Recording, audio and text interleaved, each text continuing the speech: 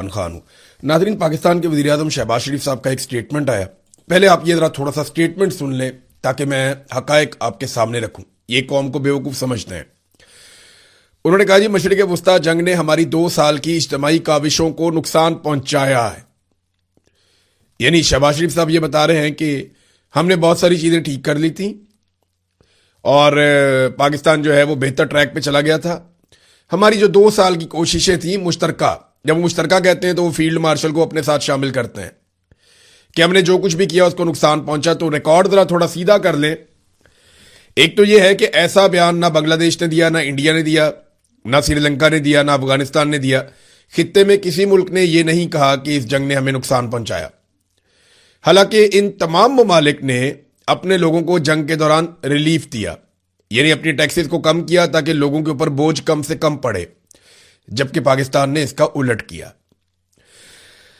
ये जंग शुरू होने से पहले ये इस तरह बात कर रहे हैं जैसे पाकिस्तान में दूध और शहद की नहरें बह रही थी और उन्होंने हालात को बहुत बेहतर कर दिया था। कुछ चीजें रिकॉर्ड के ऊपर सीधी कर लेते हैं क्योंकि आने वाले दिनों में इन्होंने सारा कुछ जंग पे डाल देना है।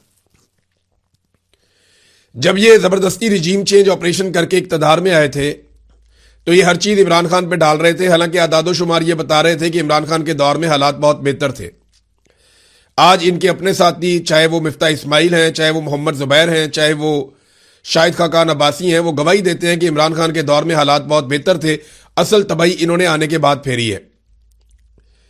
ये पहले इमरान खान पे डालते रहे, बाद में इनको 9 मई मिल गया। फिर इन्होंने अपनी हर परेशानी, अपनी हर बुराई, अपनी हर नाराजगी और नकम्मापन 9 मई के पीछे छुपाना शुरू कर दिया। ये जो बुरा करते थे, जो तबाही फेरते थे, 9 मई के पीछे जाकर छुप जाते थे। और अब इन्हें छुपने के लिए खित्ते के अंदर एक छोटी सी जंग मिल गई है। छोटी जंग इसलिए कह रहा हूं कि ये ईरान और अमेरिका के बीच में ना हमारा तो लेना देना ही कोई नहीं है इसमें। अब ये हर चीज, हर तबाही को उसके पीछे छुपा रहे हैं, ऐसे जैसे बहुत बड़ा माशी नुकसान हो गया हो। दुनिया में किसी भी मुल्क ने इस जंग से इतना मुनाफा नहीं कमाया जितना पाकिस्तान की हुकूमत ने कमाया।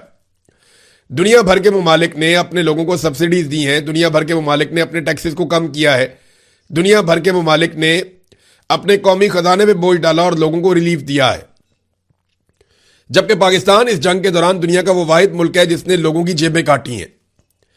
सबसे ज्यादा पेट्रोलियम मसनूआत की कीमतें हमने बढ़ाई, सबसे ज्यादा टैक्सेस हमने लगाए, बिजली और गैस की कीमतें हमने बढ़ाई। तो पाकिस्तान ने जो कुछ इस जंग के नाम पे किया और इस जंग के बहाने जो कुछ पाकिस्तानी अवाम के साथ किया, उसकी मिसाल पूरी दुनिया में किसी मुल्क में नहीं मिलती। तो इन्होंने तो जंग से मुनाफा कमाया। ये कैसे कह सकते हैं कि जंग ने तबाही फेर दी मईशत की? तो ये एक नया इनको हथियार मिल गया है। एक तरफ इन्होंने जेबें भरी, अवाम की जेबें काटी, और दूसरी तरफ अवाम पे ही एहसान चढ़ा रहे हैं कि हम पता नहीं क्या करने वाले थे। जंग से पहले हालात क्या थे जरा ये देख लें आप। जो गुर्बत और बेरोजगारी है उसके रिकॉर्ड जंग शुरू होने से पहले टूट चुके थे। महंगाई अपने उरूज पर थी। मईशत जंग शुरू होने से पहले ही तबाह हो चुकी थी। पेट्रोल, गैस और बिजली की कीमतें कई गुना बढ़ चुकी थी जंग शुरू होने से पहले, और जंग शुरू होने के बाद तो इन्होंने बिल्कुल ही तबाही फेर दी। सरमायाकारी 50 साल की कम तरीन सतह पर जंग शुरू होने से पहले ही आ चुकी थी। तरक्याती प्रोग्राम और जितने भी बड़े बड़े मंसूबे हैं पाकिस्तान में, वो जंग शुरू होने से पहले ही इन्होंने बंद कर दिए हुए थे। एक्सपोर्ट्स लगातार गिर रही थी और मालियाती खसारा पाकिस्तान का बढ़ रहा था। ये जंग शुरू होने से पहले की मैं आपको बातें बता रहा हूं। तो जो इन्होंने पाकिस्तानियों के साथ किया वो ऐसा ये अब फील करवा रहे हैं जैसे ये 2 महीने पहले पाकिस्तान बिल्कुल ठीक था और ये जंग की वजह से पता नहीं कितनी तबाही होगी। हालांकि जंग की वजह से इन्होंने पैसा इकट्ठा किया है, इन्होंने अवाम का खून निचोड़ा है जंग की वजह से, और जंग के बहाने इन्होंने लोगों की जेबों से वो माल निकलवाया जो नॉर्मल हालात में ये निकलवाते तो लोग इनके गले पड़ जाते। इन्होंने जंग को भी अपने लिए कमाई का एक जरिया बनाया। अपोजिशन ने इसके ऊपर एक पोजीशन ली है। पहली मर्तबा अपोजिशन जो है वो अपोजिशन वाला काम करने जा रही है। थोड़ा सा उन्हें अप्रिशिएट करना चाहिए। मोहम्मद जुबैर और बाकी अपोजिशन के लोग सब बैठे थे, तो इन्होंने कहा कि मौजूदा हुकूमत को 4 साल मुकम्मल हो गए और ये बहुत लंबा अरसा होता है। अली परवेज मलिक बार बार आते हैं और 70 साल की बात करते हैं कि जनाब फलानी नाकामी हो गई, फलानी नाकामी हो गई। ये अब नाकामियों का एतराफ़ करना शुरू हो गए हैं। इस हवाले से अपोजिशन एक वाइट पेपर जारी करने जा रही है जिसमें यह बताया जाएगा कि 10 शोबों में किस तरीके से तबाही आई पाकिस्तान में। इसमें एनर्जी का शोबा भी होगा, मईशत का होगा, रेमिटेंसेस का होगा, एक्सपोर्ट्स का होगा, जो जो शोबे हैं, किसानों का एक पूरा शोबा है ज़राअत का, वो है, उस पर बात करेंगे। इंडस्ट्री कैसे पाकिस्तान में तबाह हुई, इस पर बात करेंगे। फिर इस पर भी बात की जाएगी कि कैसे मल्टीनेशनल कंपनियां पाकिस्तान को छोड़ छोड़ कर चली गई। वो बैनुल अक़वामी कंपनियां जिस जिस मुल्क में होती हैं वहां पे क्रेडिबिलिटी बढ़ती है और लोग वहां पे सरमायाकारी करते हैं। लेकिन ये जो बैनुल अक़वामी कंपनियां हैं, ये सारी आपस में एक दूसरे के साथ इंटरलिंक्ड होती हैं, जुड़ी हुई होती हैं, इनके बड़े ताल्लुकात होते हैं और ये एक दूसरे को स्टडी करते रहते हैं। तो जब बड़ी बड़ी कंपनियां पाकिस्तान से भाग गई अपना सरमाया लेकर, तो बाकी कंपनियों को भी कान हो गया कि इस मुल्क के अंदर से सारे भाग रहे हैं, तो यहां पे सरमायाकारी नहीं करनी चाहिए। लिहाजा ये सारी चीजें, कुछ 10 चीजों के ऊपर कैसे 10 शोबों को मौजूदा हुक्मरानों ने तबाह बर्बाद कर दिया, इसके ऊपर एक वाइट पेपर अपोजिशन जारी करने जा रही है। अच्छी बात है, कम से कम ये काम तो करना चाहिए।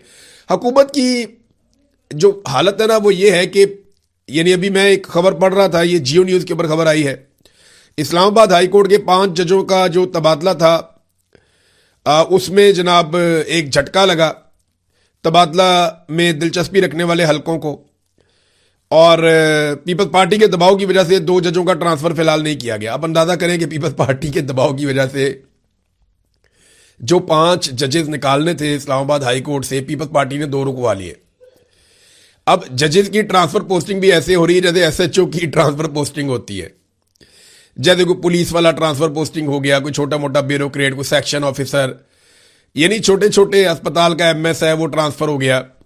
अब इस तरीके से जजों की ट्रांसफर पोस्टिंग हो रही है। जजों को यह सोचना चाहिए कि वो कहां पे आकर खड़े हो गए और क्या दुर्गत उनकी बना दी है मौजूदा निजाम ने आईनी तरामीम कर करके। और देखें, जजों को यह भुगतना चाहिए। उसकी वजह यह है कि जजों ने मौके पर इंसाफ नहीं किया, अब उनके साथ भी नाइंसाफी हो रही है। यही जजेस अगर खड़े हो जाते हैं इलेक्शन में नाइंसाफियों के खिलाफ, यही जजेस अगर ट्रिब्यूनल्स में फैसले देते, यही जजेस अगर जाली फॉर्म 47 को रद्द कर देते, तो ये आईनी तरामीम हो ही नहीं सकती। और अगर ये आईनी तरामीम ना होती तो आज जजेस इज्जत के साथ अपनी अपनी जगहों पर बैठे हुए इंसाफ की कोशिश कर सकते थे। लेकिन क्योंकि जजेस जो हैं उनमें बहुत बड़ी तादाद कंप्रोमाइज हो गई और उसके बाद अब नजला उन्हीं पे गिर रहा है। जिस जज को जब दिल करेगा, जहां से दिल करेगा उठाएंगे और जहां दिल करेगा फेंक देंगे, और पॉलिटिकल पार्टियों के मरहूने मिन्नत होंगे। अब अंदाजा करें ना, जिन 2 जजेस की ट्रांसफर रुकवाई है पाकिस्तान पीपल्स पार्टी ने, क्या वो 2 जजेस पाकिस्तान पीपल्स पार्टी के खिलाफ कभी कोई फैसला दे पाएंगे? जियो की खबर है ना कि अगर जजेस की ट्रांसफर पोस्टिंग एक पॉलिटिकल पार्टी रुकवा रही है और दूसरी करवा रही है, तो इन पॉलिटिकल पार्टीज के खिलाफ क्या कभी कोई जज जा पाएगा? जजेस से जो है वो उनका इख्तियार छीन लिया गया है, उनकी आजादी छीन ली गई है। अब ये अदलिया कभी ऐसे आजाद नहीं रहेगी। आ जाए डोनाल्ड ट्रंप की तरफ, जो बैनुल अक़वामी मामलात हैं उनको थोड़ा सा रिपोर्ट करते हैं आपके सामने। डोनाल्ड ट्रंप ने जो उनका सोशल मीडिया है ट्रुथ, उसके ऊपर एक ट्वीट किया है, एक पोस्ट की है, और इसमें डोनाल्ड ट्रंप अपने हाथ में M4 गन, ये अमेरिकन की बड़ी खास गन है M4, ये 223 बोर की गन है और M4 इसे कहते हैं। ये जो शॉर्ट कॉम्बैट है या जो लड़ाई है क्लोज रेंज में लड़ी जाती है, उसके लिए ये एक बेहतरीन हथियारों में से एक हथियार है। ये पाकिस्तान में भी है ये गन, अब पूरी दुनिया के अंदर बड़ी मकबूल हो गई है। अफगान वॉर में इसको मकबूलियत मिली थी M4 को। तो ये जो बंदूक है ये डोनाल्ड ट्रंप ने अपने हाथ में पकड़ी हुई है और कोट पैंट पहन के खड़े हैं एक वॉर जोन में, और पीछे जगह जगह आग लगी हुई है, जगह जगह जो है वो बंकर्स हैं, फौजी बंकर इस किस्म की जगह, और वो तबाह हो रही हैं, धमाके हो रहे हैं। तो डोनाल्ड ट्रंप ने अपनी एक फोटो जारी कर दी, नो मोर मिस्टर नाइस गाय, यानी मैं अब अच्छा आदमी ज्यादा देर तक नहीं रहूंगा, ये डोनाल्ड ट्रंप ने कहा। Iran can't get their act together, they don't know how to sign a nuclear deal, they better get smart soon, president Donald J Trump. Trump ने धमकी लगाई है कि ईरान को नहीं पता चल रहा कि कैसे न्यूक्लियर डील करनी है। अगर उन्हें समझ नहीं आ रही ना, तो उन्हें जल्द समझ लेना चाहिए, यही उनके लिए बेहतर है। और साथ ही बंदूक हाथ में पकड़े हुए अपनी फोटोशॉप फोटो पेस्ट कर दी डोनाल्ड ट्रंप ने सोशल मीडिया पे। इसका मतलब क्या है? ये एक धमकी है जो डोनाल्ड ट्रंप ने लगाई है ईरान को कि अगर जल्द अज जल्द आप हमारे